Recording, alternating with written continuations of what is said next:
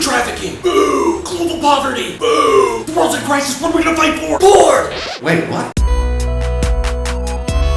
My social media timelines have been filled with a constant stream of indignation over India's porn ban. So here are my thoughts. I'm not a fan of bans. I actually sympathize with government's intention with bans. They are well-meaning attempts to stem social ills, but they never work out. Look at prohibition in America. Teetotalers ended up creating a whole new form of black market crime, the mob. That's the thing about well-meaning paternalistic laws that try to tell adults what they can and cannot ingest. They create pockets of lawlessness where not only the new law is broken, but pretty much all of them. Well-intentioned paternalistic laws that ignore data about the tendencies of the citizenry at a given cultural moment give power to people who break the laws. It makes them relevant, maybe even more relevant than the government themselves. So I think the porn ban is a bad idea. However, I disagree with the disproportionate response from the web community over how bad this law is. First of all, it's largely a token stance the government has taken, like it's actually gonna work. I mean, come on. We already know how to get around the corporate fascist international IP law nonsense that makes it almost impossible to see Game of Thrones when it's released.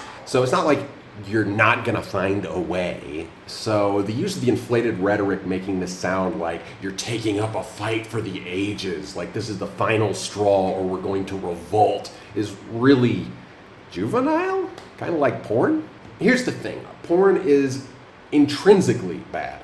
Moonshine is not. That's my personal opinion. I'll back it up with anecdotal personal evidence in a moment.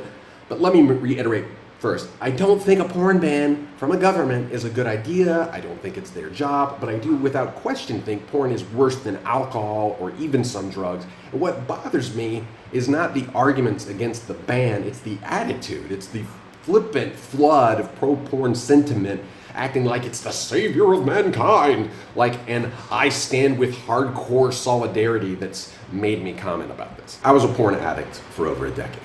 I got married and my wife, who it really bothered, gave me a porn ban. And it was the best thing that ever happened to me. It's not an exaggeration. I didn't realize how destructive porn was to me. I've been porn free for 8 years and I never want to go back. I am more free with the ball and chain of marriage than I ever was with the freedom of porn viewing.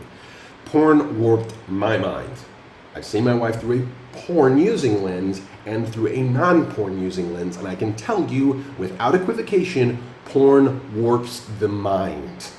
It's one of the most powerful drugs ever concocted in the history of the world, and it is messing with our perception of reality and both sexes.